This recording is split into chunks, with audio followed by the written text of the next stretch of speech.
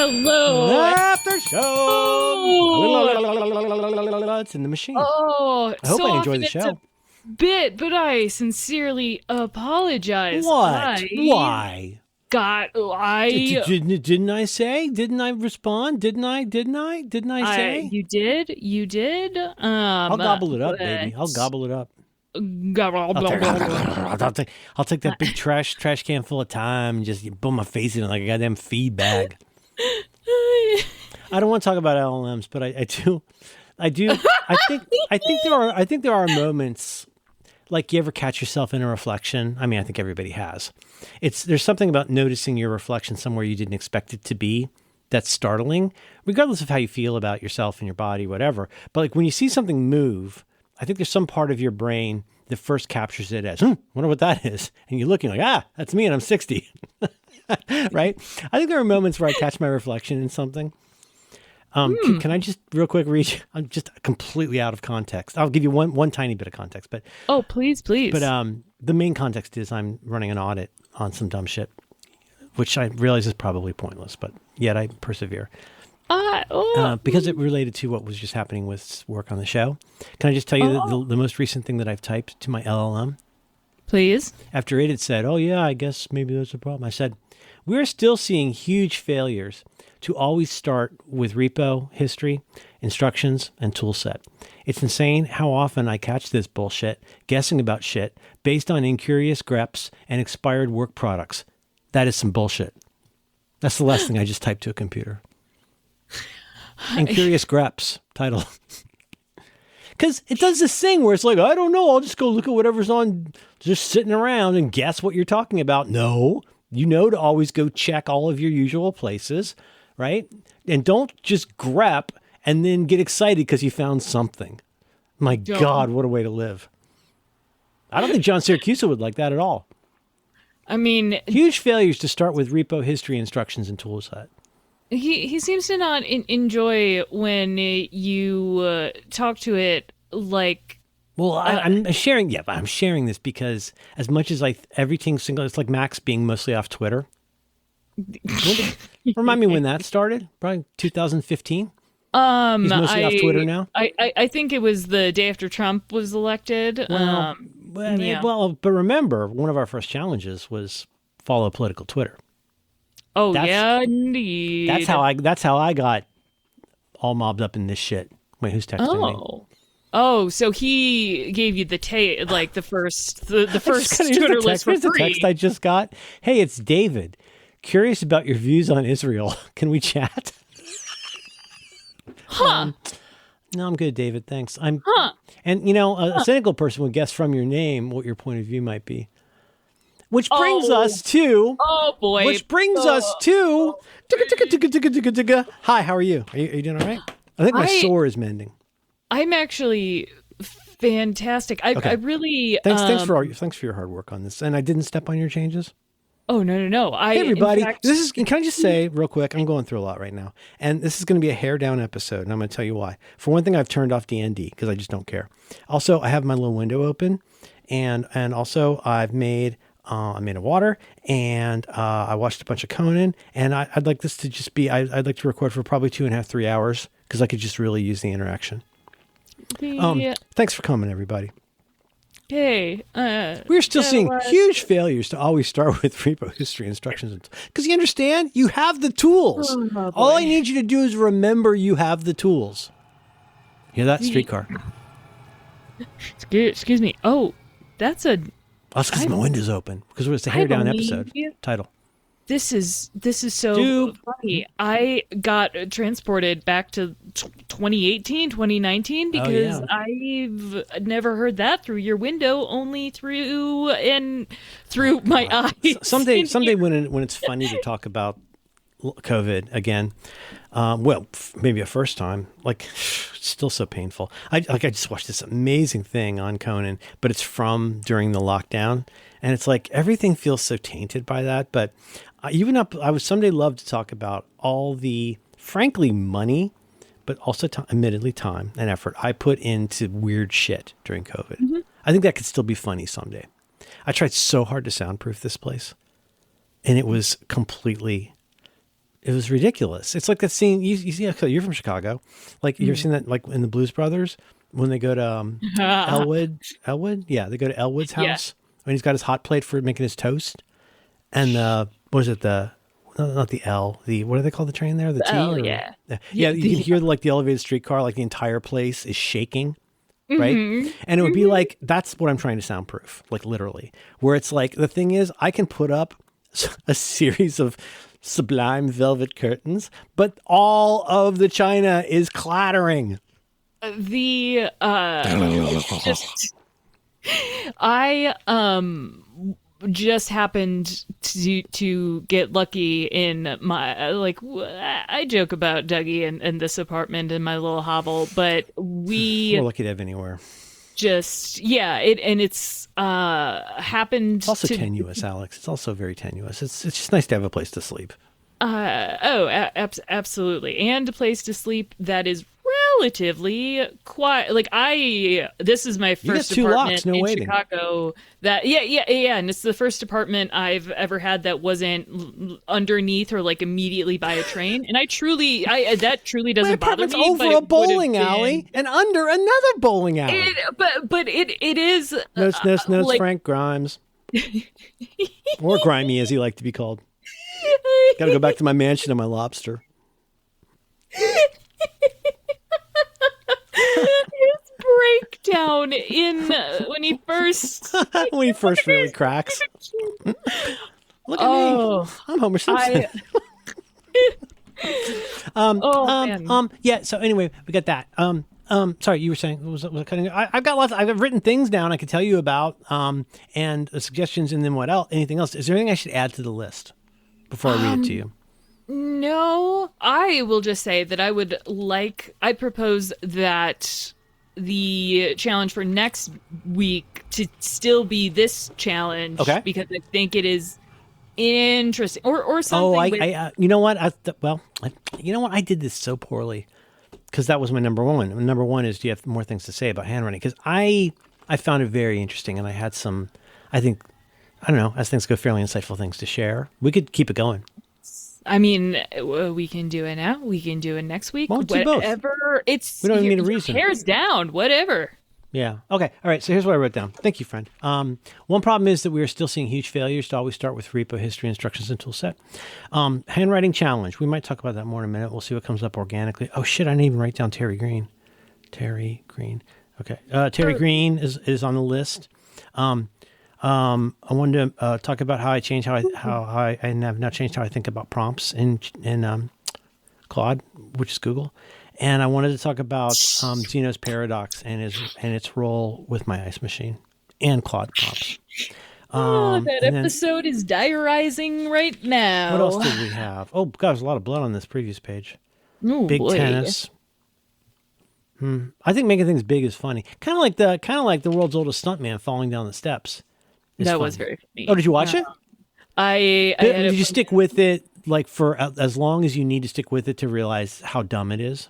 Well, because I mean, it's deliberately dumb, and a person could watch that and go, "This is dumb." You're like, stay with it. It's so dumb. But like I said last night, it's genuinely dumb in a fairly accomplished way. I mean, when he gets to the brick wall, that is why I was always a fan of Conan in the same way that I'm a fan of things that, as you said much more eloquently in I 15 Love You, 30% is like the good, 30% bigger or smaller is like. Oh, did I mention the context of people and statues? Because I could see myself saying that. Because you know how I'm freaked out by a certain size of person. I mean, a proportionately sized person. That's proportionally sized, but just a little bit too small is very upsetting to me. Oh, like Little Dancing Man wouldn't be so bad because he's about 6 inches tall. Get him a tiny checkbook. He'll never love a woman again. Did you watch it? Not that one. No, you didn't watch. You didn't watch Little Dancing Man? Because I didn't have to. I was trying to fix the. Which ones did you watch? We watched the first one. Hey everybody! Thanks for sticking with us. We watched the opening one, the Terry Green Machine. Nice. And then you gotta get that water to the right temperature. It's not funny when it's too hot. There's at least three classic Tim Heidecker bits Make that it involve. cold. There's three classic Tim Heidecker bits that involve temperature that I can think of right this second. Terry Green Machine. You got to get the water to exactly the right temperature. Of course, Absolute Vodka. Yeah, I was gonna say It's a hell of a hot tub you got out there. Yeah, It's not funny when it's too hot. But then you know what else is funny is the cigars you smoke are going to give you cancer. The guy on you. I think you should leave. This is a nice hat.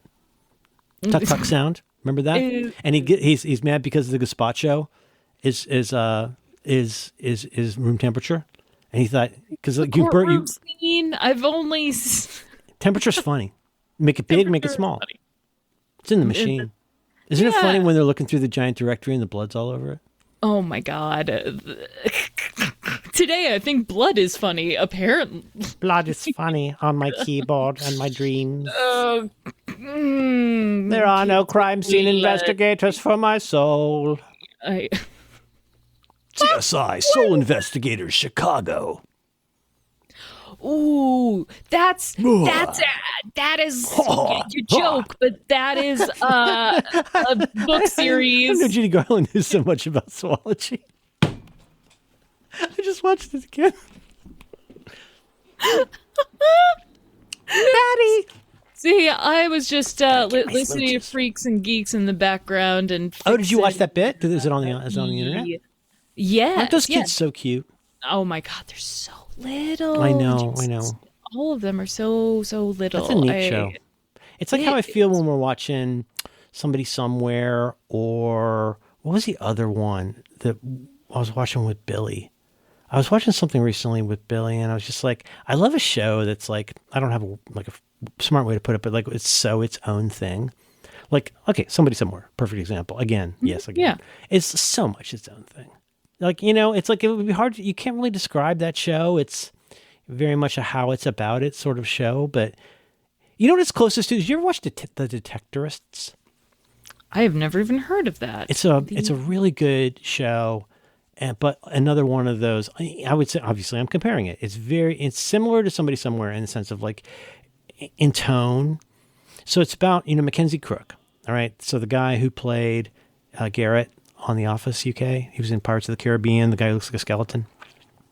Oh, Mackenzie hello. Crook. You know him, right? Yes. He has like the dark lines under his eyes. Game of Thrones, actually, I think. Yes, he was absolutely. I think he was in one of the first. Yeah, Oral, you know who he is? He's one of the guys.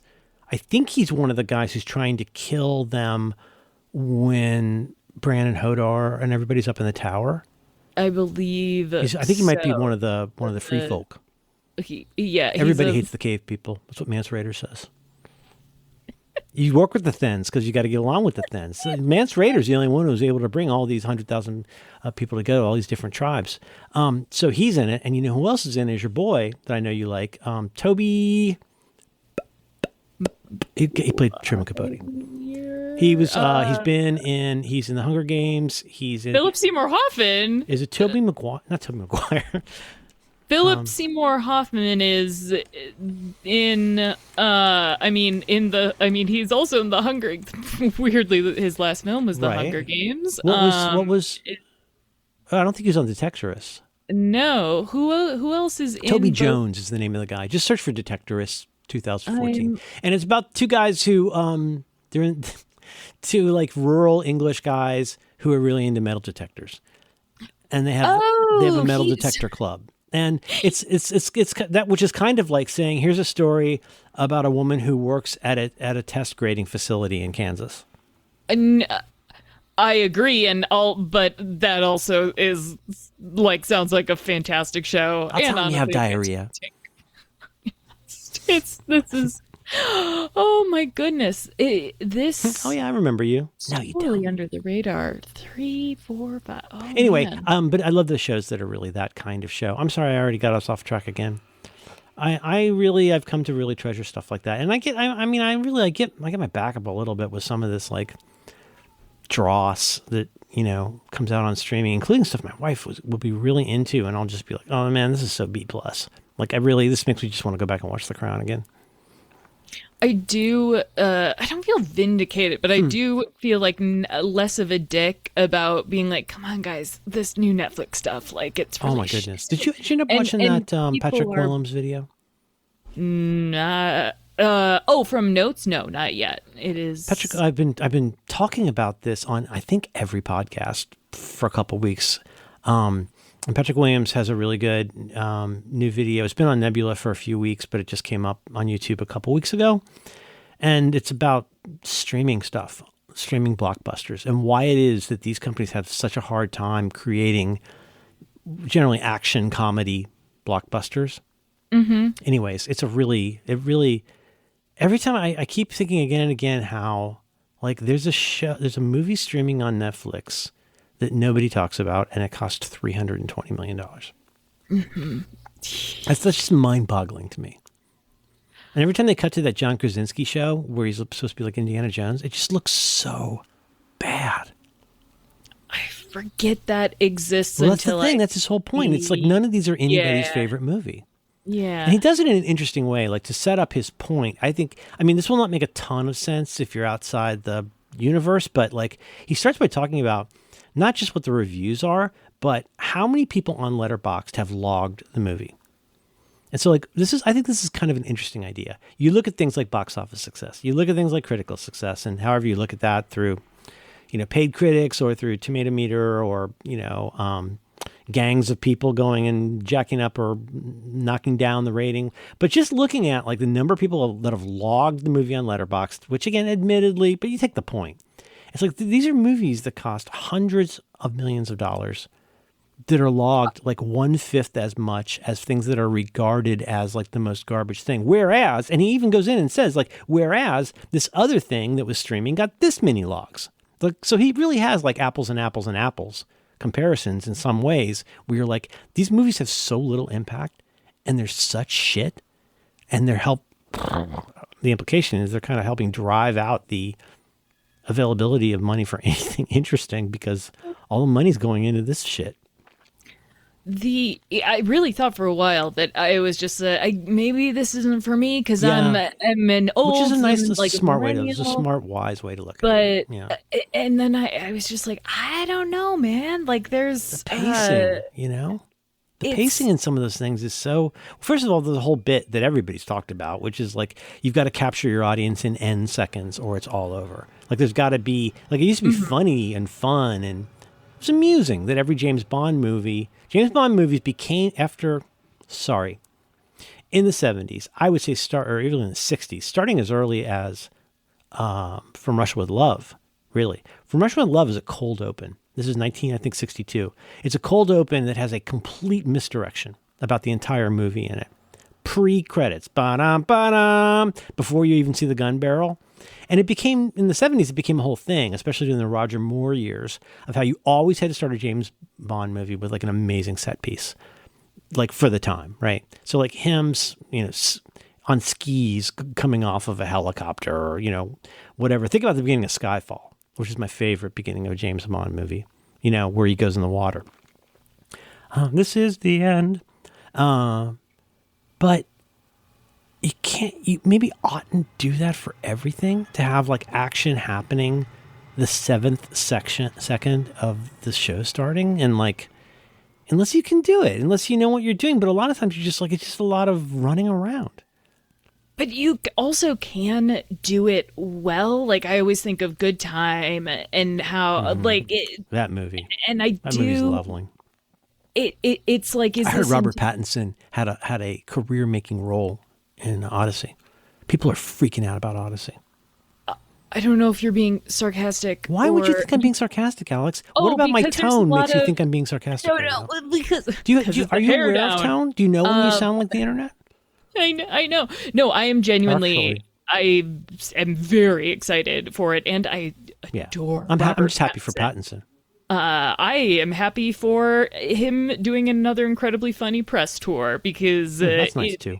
He's I don't know. He there's nothing to watch. I don't want to watch any more murdered women shows. I don't want to watch North Korean things. I don't like South Korean things. Like just give me something that's good. Like I'd watch Black Bag again or whatever. That really good thing with what's his name? With the guy like Fassbender. But like, they still can make them. It's just that the calculus for this has existed for a long time. We learned that blockbusters are high risk, high reward. You put a ton of money up front into it. Half of your, like when they talk about the budget for a movie, make sure they're including marketing, because it's not unusual at all for marketing to be equal to production nowadays, right? And so, like, if you put all that effort into it, it better be a big. I remember hearing that Michael Jackson's album, I want to say, was it Bad or the one after Bad? But I remember hearing, or I've heard this about Britney Spears, where like, yeah, it's a hit, but it wasn't a big enough hit. It's a number one album, but it's not a big enough number one album, because we're not going to earn back enough on the amount of promotion it took for us to make that the number one album, which is, I think, something interesting to keep in mind. If you have the ability to drop this bullshit in the top row of Netflix, pushing away everything good that's ever existed on there, so that all you're seeing is like the roulette wheel of dross, like, ugh, what a way to live. That's not the way you become Ingmar Bergman, let alone Zay Frank. I mean, the way that even the really B- documentaries have been like edged out too. I was very confident, like, okay, these are bad, right? They're pretty bad. But even that, like, it's now become cheaper to just. I really need to watch this video. Does Patrick Willems talk about the documentary slop of Netflix? No, and now no, he talks. Oh, no, you get it. You'll get it pretty fast. No, I totally hear you. Which makes it pop out all of them even more when there is a new one or a good one, or it takes a different angle. It's not like people aren't trying things. For the last, I would say, especially 2, 3, 4 years, a lot of people have been trying some very novel and interesting approaches with documentaries. So they don't always work for me. Like, Should I Marry a Murderer? Like, okay, that's a very interesting concept. I've had enough of murder stuff, but also, like, I get the premise is that what this woman almost got into with this guy, and like reporting back on it. But then I look at something like, what's the Neighbor thing we liked with the woman? Like, that was extraordinary. Perfect. And that had a trick to it. And the trick in that was, I mean, like a lot of interesting independent documentaries, it chose to use, in this case, mostly one kind of footage, as we talked about. No, I hear you. There's a lot of stuff out there that's just like, just because you aren't doing this conventionally doesn't necessarily make it good or interesting. Like, I'll allow passes. Like, it's okay if you show the person sitting down and putting on the mic and being uncomfortable, and like that worked in the last 2-3 years. That worked so far in exactly one documentary, which was the Pee Wee one. Generally, like, I don't need to see all this behind the scenes shit. This post Tiger King sort of like mishigas. Mm-hmm. I love pacing. Love good pacing. There's it feels like vulnerability is almost like set dressing. Like, that they did who's vulnerability. The subject's vulnerability, like, okay. Oh, we relate to them now because you see them putting on the lavalier, and it's right. But just as often though, that honestly, I feel like that's really used to show, like, okay, here's the sketchy guy you never would have imagined we'd get for this. Oh, like the one. Yeah, remember the one with the weird couple with the exercise clothes and that weird couple, and you're like, oh my god, how did you ever agree that you would do this? Remember that one? Not Lululemon, Lulu Bell, Lula, but it was that couple who was like, so they were like TV ministers, like, like just adamant about how they'd done the right thing, and just like instance after instance, they showed these people to be complete hucksters. I don't think it's a yoga pants thing. I think it was a yoga pants MLM. There's so many Lulu. There's so many MLM, and like I really finish most things, and there's been a lot of MLM ones. I'm like, no. I just rewatched something because I'm pitching Syracuse on finally talking about something from the doc. The Titan submersible thing. There's a handful of like pretty good ones of that. I have to say the one that really gets me was actually made by, it's on HBO, but it's, I think technically, for reasons that'll become clear, a Discovery show. But that one, it's called, I think, Implosion. But whatever the one on HBO Max is, it really goes into the psychopathy of Stockton Rush. Okay. And like his obvious death wish. Whereas the one on Netflix, or excuse me, the one on Netflix or Hulu, there's one that's really good about like, oh my God, these poor engineers that tried so hard to prevent this.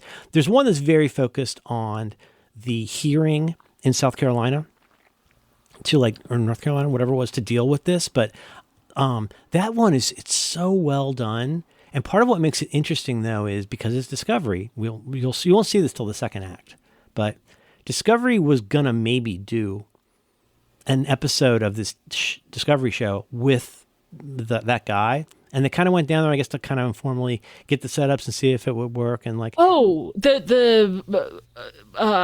dangerous expeditions or something. Oh, anyway, shit. That guy now, with the presence of mind, he looks back and goes like, I had no idea that like only 4 of the 17 bolts were inserted when we went down. I didn't know that the hull of this had already cracked. And every engineer that told them to get rid of it and start over had been fired. So they just fixed that hull and made another shitty one with the same problem. And he's like, this guy had no idea how close to death he was. And he's like, I did something I almost never do, which is like contacted somebody high up at Discover at the network and said, we can't even run. We should not do this project, but we can't even use any of this footage because this is not safe.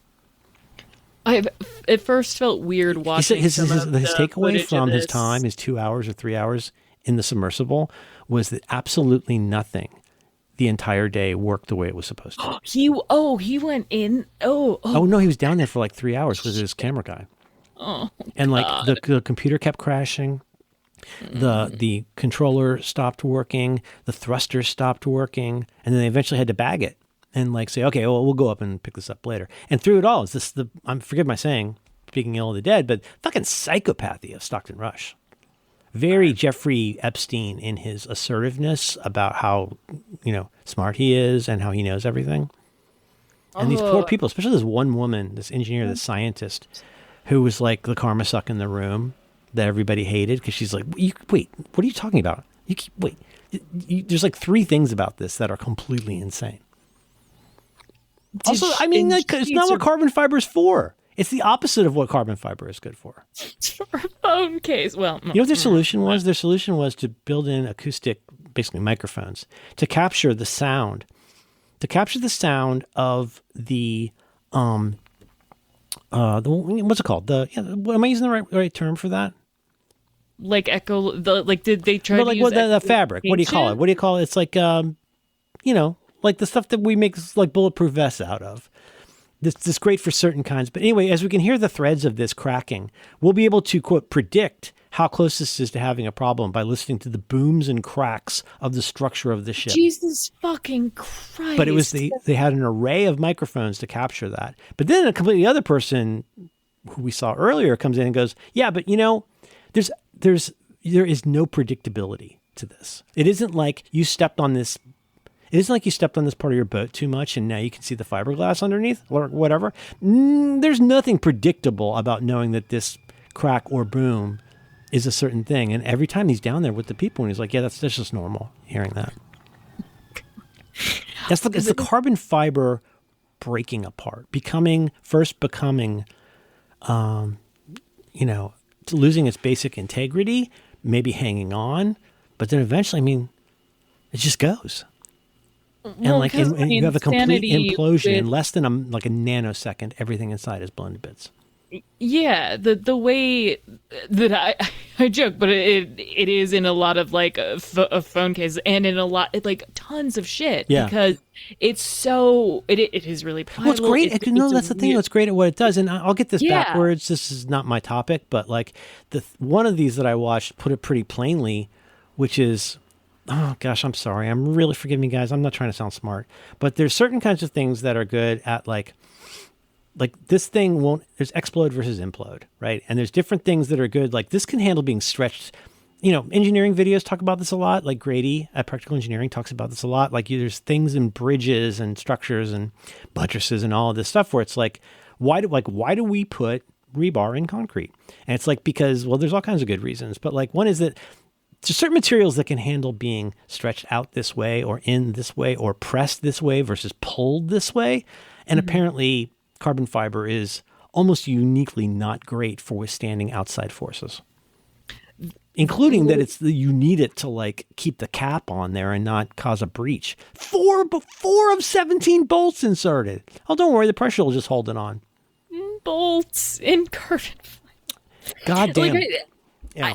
Anyway, that's a good one. I think it's called Implosion. Is all I wanted to say. It is the HBO I should leave the house more. Honestly, I'm probably gonna watch both of these. It's not like a Schadenfreude thing. I'm not like, haha, they died. It's the reverse of the sort of like productivity. That's real not basic productivity shit. porn, but no, like it's about being. So every great documentary eventually becomes about power. And this is the way that the power is evidenced in this is like this guy was able, like Jeffrey, like the New York financier, Jeff Epstein. I think he had an extraordinary ability to like, people might sort of doubt him, but very few people were willing to like contradict him or like report him for a really long time. And that was part of that was the force of his personality and the power structure that helped undergird it. Honestly. He and his wife are both from like extreme generational wealth.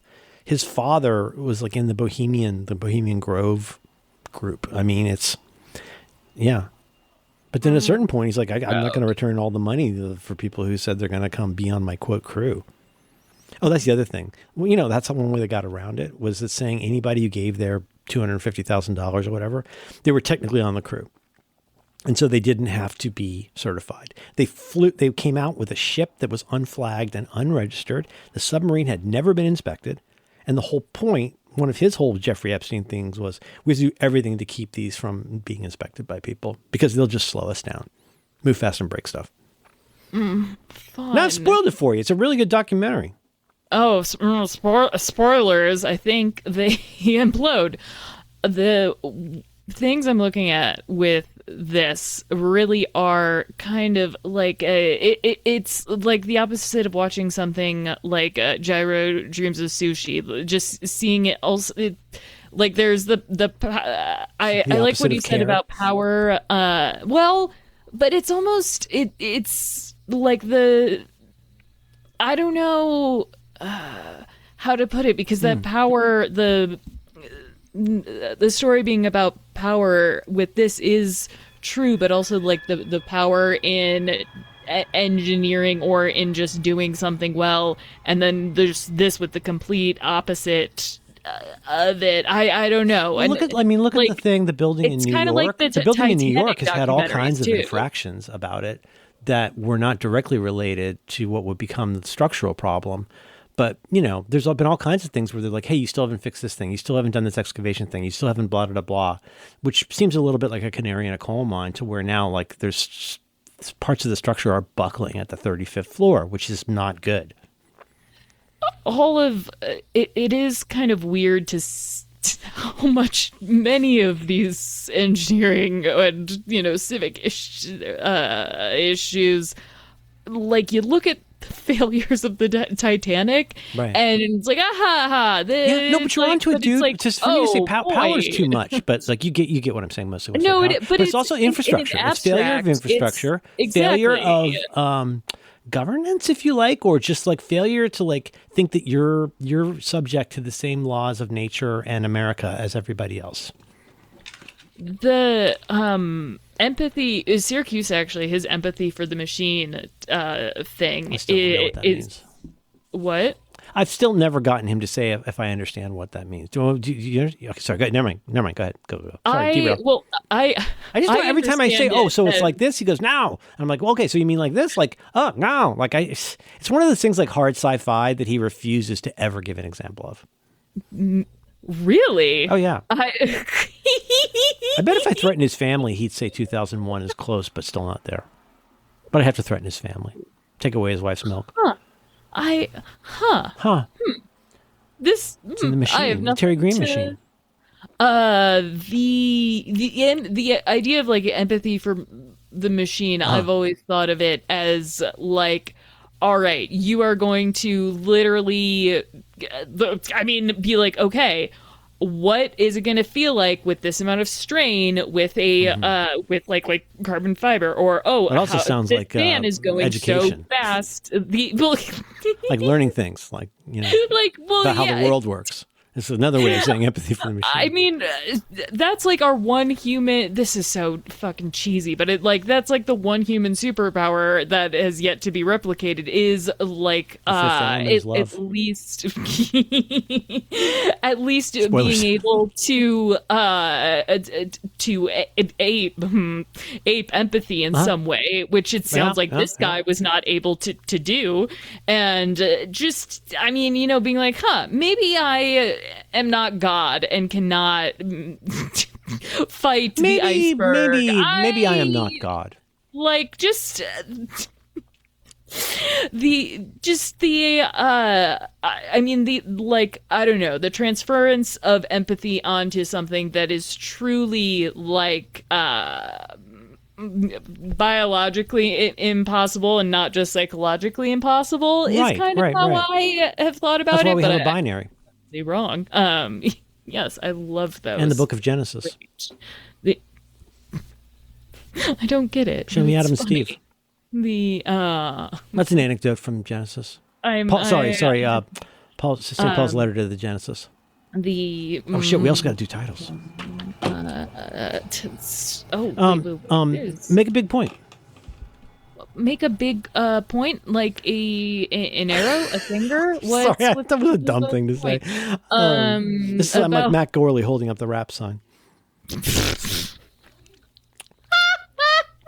Zeno's paradox. One of Zeno's paradoxes is that if you're standing, say, 2 feet away from a wall, and you take a step that's half the distance to the wall, well, you'll be exactly half the distance from where you were before. Now, if you take another step that's exactly a half of the amount between that. Anyway, infinite recursion, right? That idea that like you're getting closer every time, and yet you're not actually that much closer to where you were. And that's how I feel with Claude, and I feel with my ice machine. So I keep thinking I've fixed my ice machine, but then I keep coming back to my ice machine, and I realize I'm still half a step away. The way that you talk about how people will yell at you on the internet for talking about Claude, if you just put ice machine, it could be like a safe word. So what would so people will stop fucking me hard? What in what context would that be my safe word? With strangers? That doesn't seem safe. The people who how do we meet on the apps? The people who know that you're actually talking about LLMs. S&M Lincoln. That's another one of Brian McCann's characters. S&M Lincoln. That's exactly what it sounds like. If you followed me on the internet, you would have seen this last night. Keep talking. Make a big point. Are you just on Blue Sky? My big point is now I want to know the metaphor you have for an ice machine and a large language model other than this paradox. No, what I was saying was like, so I've been trying to fix a couple problems with my ice machine for a long time. And I've made, every time I think, here's the big point. Every time I think I've made progress, I realize I still have more things to learn or could learn. And even as I can learn new things, I still don't feel certain that I'm that much closer than I was before. And I go through this with my LLM. And I mean, obviously a huge problem with that is just I'm trying to use this for stuff that it probably shouldn't be used for. And I get frustrated when it doesn't remember things or work the way I expected. And I don't know, maybe it's not what it's for. But like, I keep thinking I'm making progress on that. And I mean, the only way, not the only way, the primary way that I gauge progress is how often I feel fucking annoyed. And when I feel annoyed, I'm like, oh man, I thought this was settled law. Like I thought we already like got this thing fixed. And then I go into a whole thing. And that's why 60% of my time on Claude is spent trying to fix Claude. That's the metaphor. The Zeno's paradox, that particular paradox part is like, although I am definitely moving closer to where I theoretically want to go, the spoiler, like I wonder if I'll ever get there, probably not. But also like, just because I'm moving forward doesn't mean I'm doing that much better. But it also relates to anxiety as well as LLMs and ice machines, which is, something I keep saying, like it's easy to go, oh yeah, Merlin, whatever. For an anxious person, new information feels like the way to feel safe. Like getting new information makes you feel safe. Mm-hmm. And like, or put differently, lacking the information you think you need makes you feel unsafe. That's the better way to put it. And something I said in the document that I think about and have operationalized is for an anxious person, getting new information feels like a comfort. But what I've discovered is this is not against the idea of education or improvement or information at all. But the truth is that I'm never slaked. My anxiety will not go away because of new information, because guess what? This is like inbox zero, really. The second you've got that new information, what does it do? It gives you more new information you don't know yet. Mm-hmm. And if you aren't careful, if you aren't mindful about monitoring that, you may never realize how much of your time you spend trying to get adequate information to make you feel safe, even just for another minute or until you get the next bit of information. And that's also why, I don't Google everything that people mention. I don't go and run and look things up. It's not because I'm against phones or screens or any of that stuff. Not at all. But what I am trying to do is be circumspect about maybe potentially recapturing some of the idea of having a conversation that doesn't require a phone with somebody. But also I've learned that that's a fool's errand for me, is running after information or running after, even if you completion. So honestly, to quote Paul Newman in one of my favorite movies, sometimes nothing can be a pretty cool hand. And that's now I'm Leonardo DiCaprio pointing up and saying, cool hand, Luke. Sometimes nothing can be a pretty cool hand, because what you can realize is that, you'll always need new information and benefit from new information, but there's 1,000 other things that you might as well just drop, in my opinion. The idea that you can ever feel caught up, that you will ever press a bruise enough for it to not bother you, that you got a bruise. So whether that's about Trump or whether that's about your ice machine or whatever it is, you have to have a presence of mind to say, am I done for now? Am I done here? And that kind of thing has helped me with my work. It's helped me with my sleep. It's helped me with a lot of things. And it's kind of adjacent to this week's challenge, honestly, but becoming more cognizant, more present of mind about when my monkey mind starts tearing off in one direction. One instance of monkey mind is I start writing really poorly. That doesn't mean that writing neatly will make me be mentally ordered or emotionally ordered, but that's a good thing. If I can see that I've been spending so much of my time trying to find some fact or some condition or some new piece of information, and I get myself stressed out about why hasn't it arrived yet, and then my mind starts reeling off about what that means. If y'all don't do that, keep doing that. If that's not a problem, please, you're doing great. But is there a chance any of you have done that you start spinning off in these directions over something that at the end of the day, it's not bringing you any benefit at all? I don't think there's apart from medication, I don't think there's a more canny behavioral way than to start noticing that and to very gently, Annie Lamott style, just disincline yourself from chasing what you think will make you feel safe. Because as the great Alan Watts says in his wonderful book, The Wisdom of Insecurity, covering ourselves with all the things that temporarily make us feel more secure can eventually make us very insecure. Having one lock, if you guys are right now, you have 2 locks, but you're only using one, right? Because you're safe. You're safe with that one. That's fine. You've done the precaution. You've done a sane thing. You could lock the other lock. If you're having a bad night or you're feeling stalked or something, you could lock the other lock. Having 48 locks of different kinds on that door will not only not make you that much safer, it will probably endanger you in ways that may be unanticipated. You will lock yourself out of your own life if you try to be too safe. If you try to chase security, if you try to chase information completion, however you are is how you are. And just shoving the world into your fucking mouth is not going to make it better. But sometimes, it's nice to slow down a little bit, do your handwriting 20% slower, maybe even do your computer typing 20% slower. Give yourself time to notice when you're being a fucking idiot. Have you found any sort of balm or not balm, because that's too temporary, but after you've realized that your writing has gotten a little bit messy, what's next after you're that's such a good question. Honestly, that's a really smart question. I think the way I put it accidentally right now, I think just now was kind of smart, and you're picking up on this, I think, is that what it buys you is a little bit of time. It buys you a minute. Well, first of all, you're just don't stop doing your automatic thing.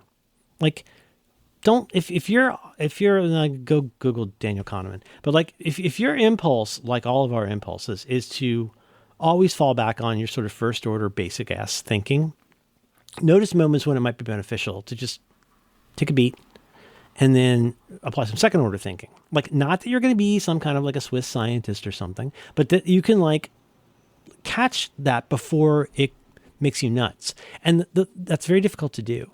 But if you make a practice of starting to do that, you may discover that you have a little more expansiveness. If you have a little bit more metaphysical distance. You know what I mean? Because you know the worst part of that, that feeling, like being trapped in a sub almost. Like I'm in this situation. It is intolerable. I can't take this anymore. I'm losing my fucking mind. But sometimes, and I can't fix that. But like, you can catch yourself and go like, uh-oh, we're doing that thing again, right? Kind of like me and snapping the rubber band. Like, just take a minute and notice. Does that make sense? Mm-hmm. Do you do anything like that? Is that any part of any, if I could ask, any kind of therapy you do? Do you try to like, it's not strictly CBT. Kind of is. It's a little bit CBT. It's a little bit mindfulness. But do you have ways to catch yourself when your brain starts tearing ass? To catch myself, that's the... Well, don't worry. I got more on this. But like, I'm just asking if you use anything like that you have benefited from. The moment that I notice I need to second guess whether or not something is a hallucination, then I know that there's maybe not even something that I need to be more mindful of, or something I can be more mindful of, but that all I can do at that point is to like give my nervous system some sort of little zap or shock to just like be a little bit more of, I guess it's similar to your rubber band stuff, but there's this technique called TIP, which is temperature, intensity, pressure point. I forget, but like you... But based on something kind of physical?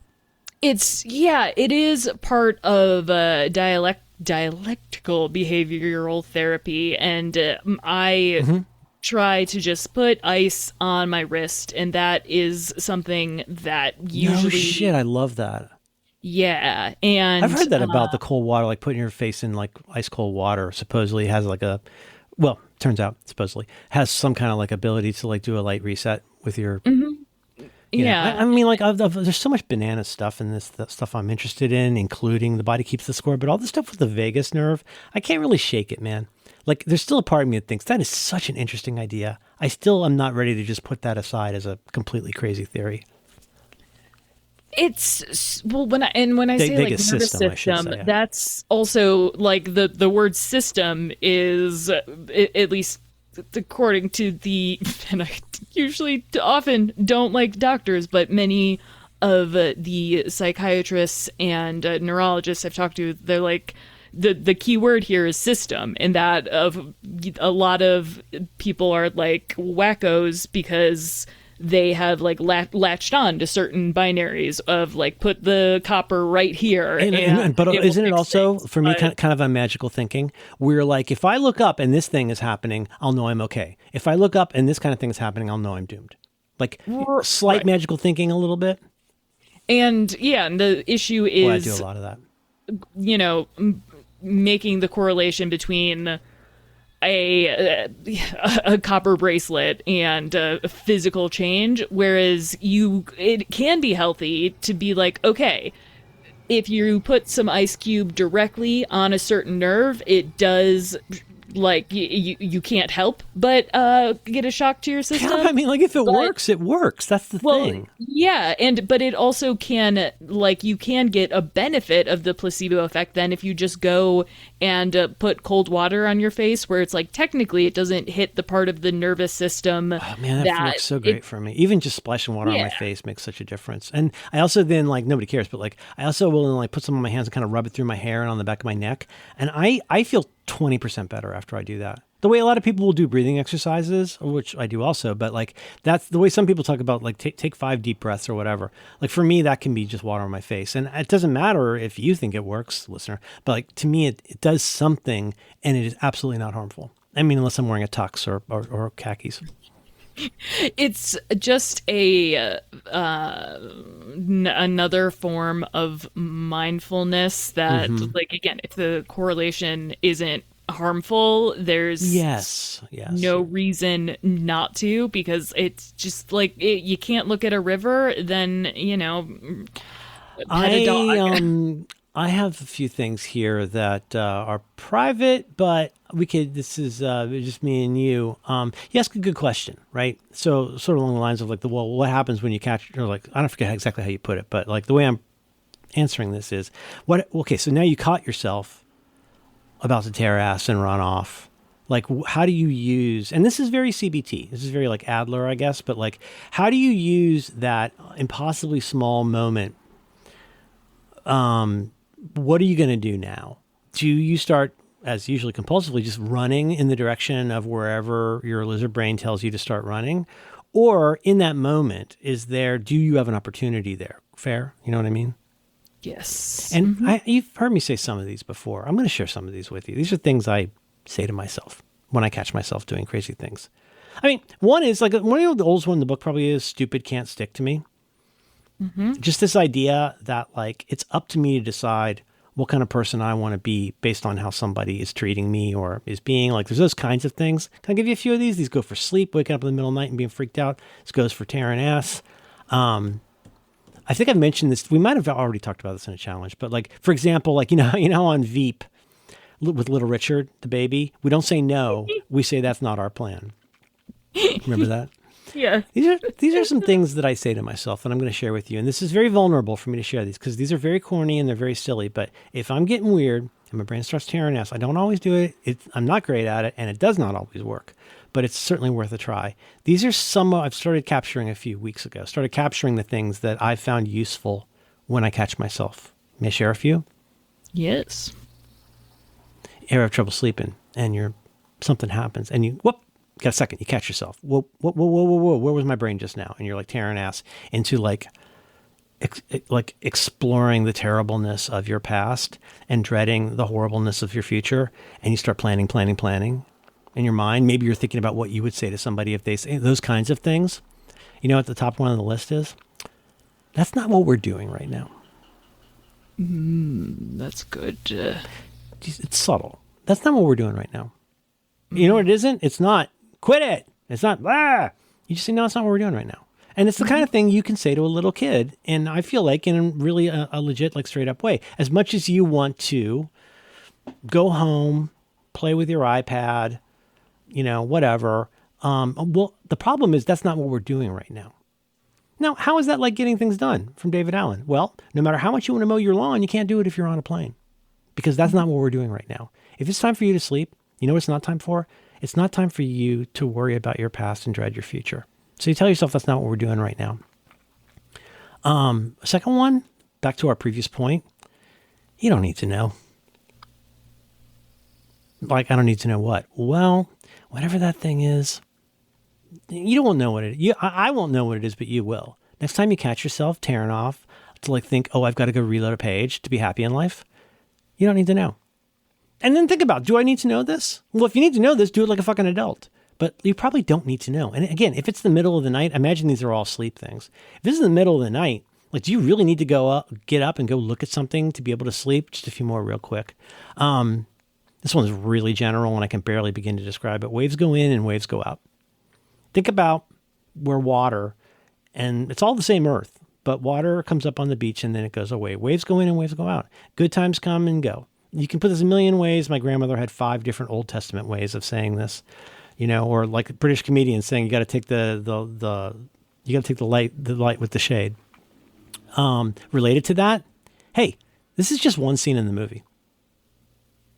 Whatever's going through your head right now, that's not your whole movie. That's one scene in the movie, and you're the one choosing to play it on your brain. You with me? You there? Are you asking me or the? Yes, this is very. Just two more quick because I got a ton of these, but I'm just doing 2 more. Let's take that at half speed, or to paraphrase Letterkenny, let's try taking about 20% off there. Try whatever it is. Like how we talked about bigger and funnier or smaller. Well, is change in, to use your word, intensity or temperature? Is there a change to that that you could introduce here where you could still feel bad about it, but it wouldn't be everything in the world?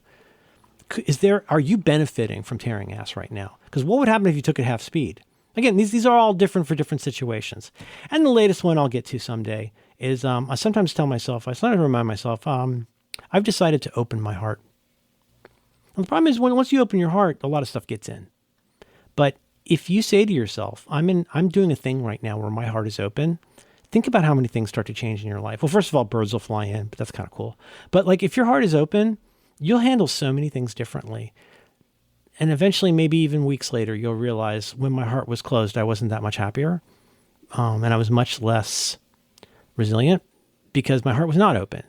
So I thought everybody was stupid. And I thought I was put upon. And like you have zero metaphysical distance from anything in your life in those if your heart is ultimately closed. I'm not asking you to like understand me when I say that. I'm asking you to think about you when I say that. What would be different if you sometimes reminded yourself that you've decided to open your heart? What if you decided that sometimes, and in the moment, if you're like your own caddy, selecting clubs, that's not what we're doing right now. Oh, a cousin of that one that's really good, Alex, that's not what we're doing right now. We're not doing that anymore. What do you mean we're not doing that anymore? Oh, yeah, that thing where you really feel bad about this 1 week in 1997, we're not doing that anymore. That doesn't mean you're not allowed to think it, but that means that that's not part of our portfolio anymore. Our ruminating over that is no longer a practice that we're going to put effort into. And instead, again, in the style of Annie Lamott and Bird by Bird, we're going to gently incline the puppy back on the paper. We're not going to throw the shitting puppy into a wall. We're going to just remind it that there's paper over there, and I'm happy to take care of that. You have to do this. I have to do this with my brain. I've got to say that's not what we're doing right now. Sometimes I have to say, why don't you pull back a little? Sometimes I say, you don't need to do that right now. Sometimes I need to say, I need to quote Dory. I need to say, just keep swimming. Mm-hmm. And those may not work for you, but the times in my life that I've said those can't work for me are the times they would have been most useful to at least think about. But that requires deciding to open your heart. I worry or worried. I mean, I still do worry about whether or not I am opening my just opening my mind instead of actually my heart, which is, I think, a very common and it's much easier to do. It's easier to be angry than to be sad. And I think especially if you've been rehearsing that without realizing it. Yes. And I think if there's first order thinking, then that would be first order emotion. Or in my case, like I think that for me, I've said this before, but I still think this is pretty smart and true, that almost every problem that men run into, regardless of the route it takes, like a game of Plinko, it almost always ends up at anger. Yes. That is the fallback for most men, and they'll come up with a reason why they're angry in retrospect, but like the real reason is that, well, it might have been that they felt wounded. It might be that they felt vulnerable. It might be that they felt stupid. It might feel that they felt useless. According to a lot of media, it might mean that their dad wasn't very nice to them. But, opening your heart and mind both can mean a lot of things to a lot of different people, and it doesn't harm you to at least think about that. Opening your mind would be more like new ideas. Opening your heart would be like being more empathetic. I guess I should say, like, thinking you're opening your mind, but really you're just consuming information, or yeah, right, to that. Right.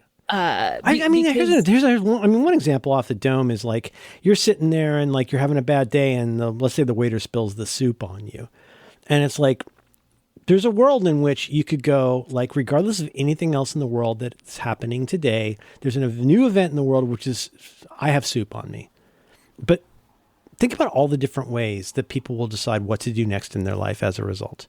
Mm-hmm. Certainly, you might want to Karen that person's supervisor and try to get them fired. But like, is it possible that mainly you feel really bad about that? Maybe you wish you hadn't ordered soup. But couldn't it also be that like, oh man, on this day now it really feels like the world is against me, and you're like unintentionally making this poor waiter part of some cabal? that's out there to get you, and like actually nobody fucking cares. Like nobody thinks about you. Why don't you try to benefit from that rather than like feeling ground down about it? And like it, but whatever it is, the most anodyne events in the world, especially maybe for a magical thinker or a person with anger, can really turn into this really can become apocal events in proving that your closed heart has told you what's right about the world. And this just proves it further. I had a really silly but significant thing happen a couple weeks ago where a couple kids were riding bikes really fast behind the bench at a bus stop, and they had water guns and completely soaked me and this other guy. And of course, immediately, reflexively, I'm like, "Oh my fucking god!" And I hope it's because I've grown as a person, but I was like, I mean, they're just what else can I do? It's like if a bird shits on you, like I mean, like a great test of this is like, is this somebody else's shit or is this my shit? Because this might just be my shit. And it's not really about the water guns. It's about how I'm uncomfortable with my place in the world and blame other people for how it is. Right. And I'm like, I'm a good person and I was chill. But then what like really broke my heart was the guy, truly I think it's because I have younger brothers and these kids seemed harmless and like they're little shits but having a blast. But the guy next to me gets up, starts sprinting and screaming at them. And I'm like, oh man, that just right. It's like that scene in Nice Guys when the bank bag with the blue ink blows up in the guy's face, and Russell Crowe's like, "Is this how you wanted this to go? Like, is this? That's such a good question to ask yourself. It's like you came in here to do something, and like you are in such a different place than when you first came in here. Like, is this how you wanted it to go? Like when that guy woke up that day, if anybody could have given him just a Quibi style, like, or a Vine style video of himself chasing children. Mm-hmm. Yeah. And the thing is, I think it's very easy to be like, oh my God, what a dick with his, he did have a very stupid looking briefcase, but also that could have been the worst day of that guy's. I could afford. Yeah. That, I do, whenever I see someone and think, God, they look stupid, or like, what a dick. It's like, I'm just going to try to assume that this is the worst day of this person's life, and this is the thing that just. I got a quote on this. I got a quote from the document on this that I would like to share you, and I'd like you all to listen to this closely and actually think about it. If a given thing you've decided to do goes flawlessly, what is the best possible outcome that you could imagine? Yeah, that's a great, right? Yeah. And then here's the next sentence. Keep this question in mind before you, for example, jump onto a moving car or scream at a baby. Yeah. Because I think we can take it as read that there are people in the world who have jumped on their moving cars. There are people in the world who have screamed at a baby. There are people with stupid briefcases who have chased children like that. Like, later on, you're going to be bummed. Like, you're going to go like, oh, if I hadn't tried to jump on this car, I'd still be able to walk under my own power. Like, if I hadn't yelled at that baby, like in the Larry David sort of way, like, my boss wouldn't have seen me or something. You know what I'm saying? But like, that's why I split that into two parts. If a given thing you've decided to do goes flawlessly, what's the best possible outcome you can imagine? Like, do you think that guy at the bus stop on the bench thought about that before he gave chase? And if he had, do you think the answer would be, fuck yeah, get those kids? And if he did, like, I know, unfortunately, I think we all know people who are the kind of person who would be like, yeah, I would have jumped up and chased them again. Of course, because they're always right. They're always right, and they're aggrieved. I don't want to sound like it's the internet person. It is the internet. But it's becoming very clear it is the internet. There's a couple. Whatever it is, it's the internet. There's a couple of a couple of people where I do think like they really like I know them personally, and they fucking like. Hey, you kind of thinking to yourself, is this how you want to come off? Are you doing this on purpose? Do you really want to seem like this all the time? And the answer is to them, yes, apparently. And well, it's on but brand. I think I think me and I'm my like closed what, heart posse. The I'm like what I'm like. I like how you phrased it, like we're not doing this. Like I'm there's no reason for me to engage. We don't do that anymore. Like we used to do that, but we don't do that anymore. That's part of the path that made me less of an asshole over time, was realizing that and being late. I mean, as much as I'm a pill about being on time now, that's because I spent 35 years being late for everything. Like terminally, embarrassingly late, like awkwardly late, like arriving at dessert for a party of 6 levels of late. And I was a psychopath. And it took this kind of work over time to catch it. Being less of an asshole, boy, that took I'm not great. Whatever. We're all on our own journey. But like I've tried so hard at that. And really along the lines, it does come around to things like who the fuck do I think I am to have this be the way that I just talk to people? Like to just have this be like my automatic response is to tell somebody they're wrong or dumb, or to like make some snarky remark that I don't even realize reflects my privilege in life. Like, that's no way to be.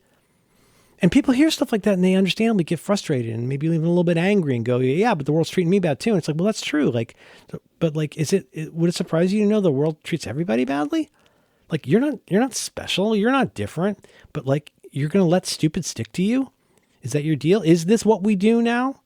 Do we make this 50% faster? Like, do we do all the opposite of Merlin's internal monologue advice? How's that going?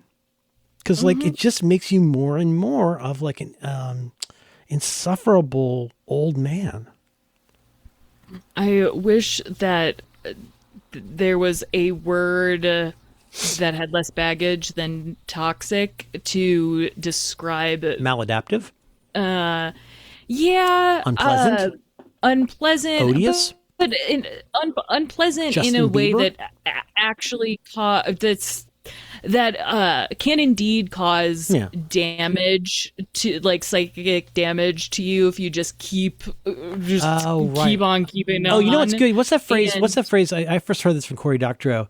Like, that what is it? The internet sees censorship as damage and routes around it, like that kind of thing. But there's like this part of you that's like, and like there's that one famous. I'm sorry, now I'm thinking of that famous RFC or announcement about something. It was like something like go to code considered dangerous or considered harmful. That's it. Considered harmful. Is harmful a better word? This could be harmful. I like that. Yeah. Considered harmful. Oh, I like that. I'll find it right now. Also, I'd like to go soon, please. Anytime. Hair is down. Thank you for being. No, seriously, this was very good. Thank you for being. Go-to statement considered harmful. Go-to statement considered by harmful. Edward Dykstra. Go-to statement considered. Go-to statements, job instructions. Yeah, it's from 1968. Oh, I never want to be that person, and I just know those people. What that mean? Oh man, that their go-to thing is to just other kind of go-to. That is to. There wasn't go-to. Oh, sorry. I hope I wasn't unclear. Go-to, as in like in basic, like go-to. Oh as no, a I know. I like both, but it go-to works with both a hyphen, ways. I like a lot too. Yeah. Go-to statement. Talk about first order thinking. I can misunderstand so many things at scale. It's kind of breathtaking. That was my first like snap to grit. It was like computer. Oh no, and I had a new thought technology I want to talk to Marco about, which is snap to grid faces. I think I have this new unified field theory about Marco and snap to grid names. Yes. I also have another theory that the snap to grid names for me. Wait, like a resting bitch face type thing, or what do you mean by snap to grid faces? Derail. But like for example, what people think my name is, or mishear my name as, or snap to grid for my name is different in different places. It's also I've seen this true for Madeline. Sometimes I'm Marvin, sometimes I'm Marlon. And I'm not mad about this, but like it's what I mean. What you hear in different places, like in New England, people always thought my wife's name was Natalie. Because that's a popular name there. More popular than Madeline. I love that album. I would like to pick titles, and the challenge for next week is the same as this week. Yes. Yes. The quick ones that I called out were epistolary audience, Paul's letter to the Dinglings, Compass Point Whip Pants. I like your blood document, rhetorical. I'm doing this for our listeners, Alex. Compass Point Whip Pants, your blood document, rhetorical comment, and it starts out smooth. Did you have? There's tons more. I sent you the whole list. That particular loaf of emo, active working area. No, it's not as good as I am. I've grown accustomed to Rose face. I have grown attached to epistolary audience just because that's what. Because again, letters. We get letters. We get stacks and stacks of letters. Yes. Yep. Epistolary audience. That's pretty good. It's right there. It's Simplecast. It looks so good. It looks. Oh, really? Okay. Yeah. I'm. This is gonna sound lame, but potentially, but I'd love to share the image. Do we need to warn people there's blood on it? No, Are you sure? Because it could really freak people out. It looks like it also looks like sauce, like genuinely. You look like sauce. Yeah, well, I hope so. We're not doing that anymore. Give me one of yours. What's one of the things you say to yourself? Make it funny and I'll ding us out. Or make it profound and I'll cry. No. Oh, okay. All right. Okay. A neutral one. Genuinely something I say. Okay, because here's... well, yeah. How about this one? Here we go again. Here I go with this thing. Like yesterday when I was on my 4th Elliott Smith song, I was like, I'm doing that thing. That's another thing. I'm doing that thing. I'm doing that thing where I just suddenly start listening to nothing but Elliott Smith for a while. I know you'd rather see me gone than to see me the way that I am. Oh, God. You ever listen to Elliott Smith? Yep. And then I'm like, oh. Remember that song, Needle in the Hay? Needle in the And then hay. Richie's in there. He's in the bathroom. He loves the grotesque. You got Margot with the wooden finger. That's kind of fun. There's a lot of grotesque in that. And then you got. I'm sorry. I'm not trying to be ableist. I don't want to be unkind to anybody. But then you got, like, for example, you got Saoirse Ronan. Doesn't she have the map of Mexico as a birthmark on her face? I don't know. I would have. She works for the bakery with the pink van. No, I know. Compass Point Whip Pans. 2, 3, 4. That does sound like a Guided by Voices song. Compass Point Whip Pans. No. Epistolary audience. Petering. Say something funny. 3. I love you. I'm really grateful for you. Thanks for doing the show, and thanks for being my friend. I'm gonna cry. No, you're not. You're gonna leave. Fucking whore. Goodbye. Bye, everybody. Thanks.